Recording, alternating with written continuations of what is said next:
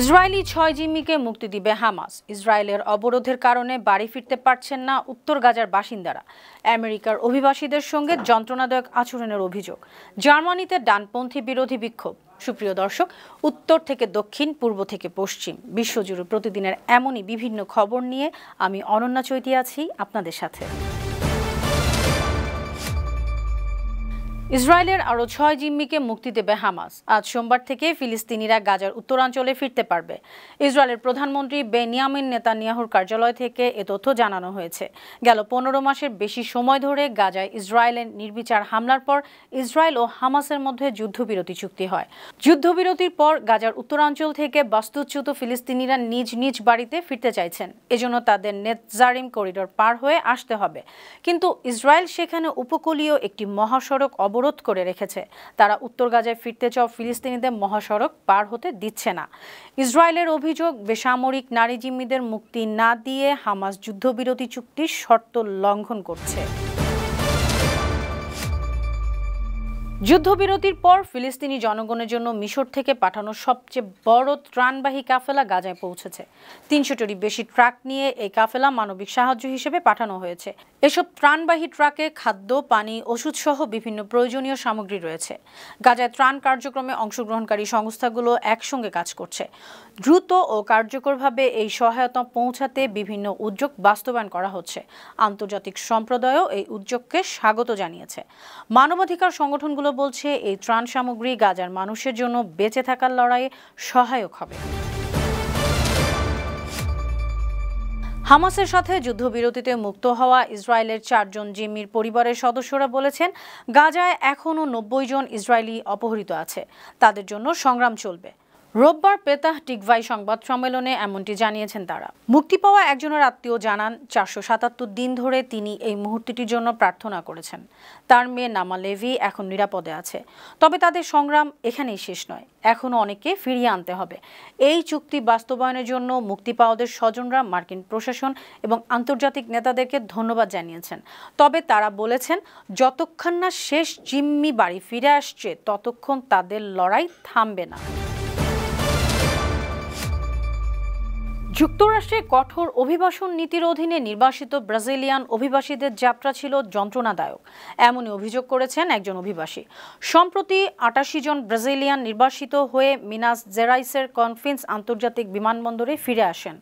সেখানে একজন নির্বাসিত জানান, তাদের যাত্রা ছিল যন্ত্রণাদায়ক। তিনি অভিযোগ করেন, তাদের হাতকড়া পরানো হয়েছিল এবং বিমানের অবস্থাও ছিল ভীষণ খারাপ।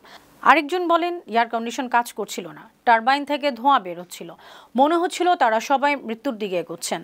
ব্রাজিলের মানবাধিকার মন্ত্রী ম্যাকাই এভারিস্টো বলেছেন, এই প্রক্রিয়াটি মানবাধিকার লঙ্ঘনের শামিল। ব্রাজিলের পররাষ্ট্র মন্ত্রণালয় তাদের নাগরিকদের প্রতি অবমাননাকর আচরণের জন্য যুক্তরাষ্ট্র সরকারের কাছে ব্যাখ্যা চেয়েছে। ক্যালিফোর্নিয়ার ভয়াবহ দাবানল নিয়ন্ত্রণে গুরুত্বপূর্ণ অবদান রেখে দেশে ফিরেছে মেক্সিকোর উদ্ধারকারী দল। শনিবার তারা দেশে ফিরেন। মেক্সিকোর সেনাবাহিনী, জাতীয় বেসামরিক প্রতিরক্ষা বিভাগ এবং জাতীয় বন বিভাগের সদস্যরা দেশে পৌঁছলে তাদেরকে অভ্যর্থনা জানানো হয়। দেশটির জাতীয় প্রতিরক্ষা বিভাগের সেক্রেটারি রিকার্ডো ট্রেজো তাদের কৃতিত্বের স্বীকৃতি প্রদান করেন। এই মিশনে মেক্সিকোর ৭২ সদস্যের দল জানুয়ারিতে দক্ষিণ ক্যালিফোর্নিয়ায় গিয়েছিল। তারা স্থানীয় অগ্নি নির্বাপক দলকে সহায়তা করে। ক্যালিফোর্নিয়া দাবানলে প্রায় ৪০,৬৮৭ একর জমি পুড়ে গেছে। ধ্বংস হয়ে যায় ১৫,০০০-এরও বেশি স্থাপনা। মারা গেছেন ২৮ জন। ঘরবাড়ি হারিয়েছেন ১ লাখেরও বেশি মানুষ। বেলারুশের প্রেসিডেন্ট নির্বাচনের প্রাথমিক ফলাফলে বর্তমান প্রেসিডেন্ট আলেকজান্ডার লুকাশেঙ্কো বিপুল ভোটে জয়ী হয়েছেন। দেশটির কেন্দ্রীয় নির্বাচন কমিশনের চেয়ারম্যান ইগোর কারপেঙ্কো সংবাদ সম্মেলনে জানান, লুকাশেঙ্কো পেয়েছেন ৮৬.৮২% ভোট। লুকাশেঙ্কোর সঙ্গে প্রতিদ্বন্দ্বিতা করেছেন আরও ৪ জন প্রার্থী। তবে ৫০%-রও বেশি ভোট পেয়ে তিনি ৫ বছরের মেয়াদে পুনরায় নির্বাচিত হলেন। তার সবচেয়ে বড় প্রতিদ্বন্দ্বী প্রার্থী সের্গেই সিরানকভ পেয়েছেন ৩.২১% ভোট। সব প্রার্থীর বিপক্ষে ভোট পড়েছে ৩.৬০%। নির্বাচনে ২১ থেকে ২৬ জানুয়ারি পর্যন্ত ভোট গ্রহণ হয়। ভোট প্রদানের হার ছিল ৮৫.৭০%। দেশটির মোট ভোটার ৬৯ লাখ। জার্মানিতে ডানপন্থী রাজনৈতিক দলগুলোর বিরুদ্ধে প্রতিবাদ করেছে হাজারো মানুষ। বার্লিনের ব্র্যান্ডেনবার্গ গেটের সামনে এই প্রতিবাদ হয়। এ সময় প্রতিবাদকারীরা গণতন্ত্র রক্ষা করুন লেখা সম্বলিত ব্যানার প্রদর্শন করে। অনেকেই মোমবাতি ও ফ্ল্যাশলাইট নিয়ে গান গেয়ে এএফডির বিরুদ্ধে একতার বার্তা দেন।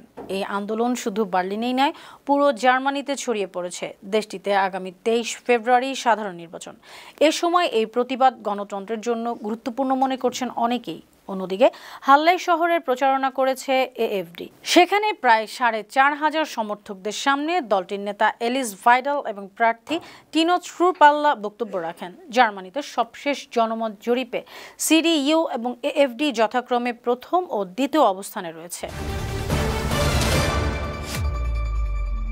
গাজায় স্থায়ী যুদ্ধবিরতি ও ইসরায়েলের সাথে অস্ত্র চুক্তি বন্ধের দাবিতে ফিলিস্তিনিপন্থী হাজার হাজার আন্দোলনকারী রোববার বেলজিয়ামের রাজধানী ব্রাসেলসে মিছিল করেছে। এ সময় মিছিলকারীরা জেনোসাইড থামাও, ইসরায়েলকে অস্ত্র সরবরাহ বন্ধ করো, প্যালেস্টাইনের জন্য উঠে দাঁড়াও এবং ইউরোপীয় ইউনিয়ন ইসরায়েলে অ্যাসোসিয়েশনে চুক্তি স্থগিত করো লেখা ব্যানার বহন করে। প্রতিবাদে অংশগ্রহণকারী একজন ফরাসি নাগরিক বলেন, গাজায় দখল ও উপনিবেশিক কার্যকলাপ বন্ধ করতে ইসরায়েলের বিরুদ্ধে নিষেধাজ্ঞা দেওয়া উচিত। অন্য একজন ইউরোপের দ্বৈত মানের সমালোচনা করেন।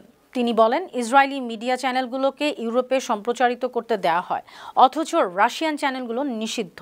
তার মতে অপপ্রচারকারী ইসরায়েলি চ্যানেলগুলো ইউরোপে চালু রাখা উচিত নয়।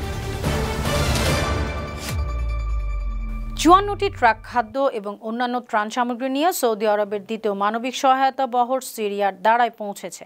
সৌদি আরবের king Salman humanitarian aid and relief centre এবং সিরিয়ান রেড ক্রিসেন্টের যৌথ তত্ত্বাবধানে এই সহায়তা সরবরাহ করা হয়েছে। রিলিফ সেন্টারের পরিচালক মোবারক বিন সাইদ আল দোসারি জানিয়েছেন, এই কাফেলায় খাদ্য ঝুড়ি, আশ্রয় সামগ্রী এবং অত্যাবশ্যকীয় চিকিৎসা সরঞ্জাম রয়েছে।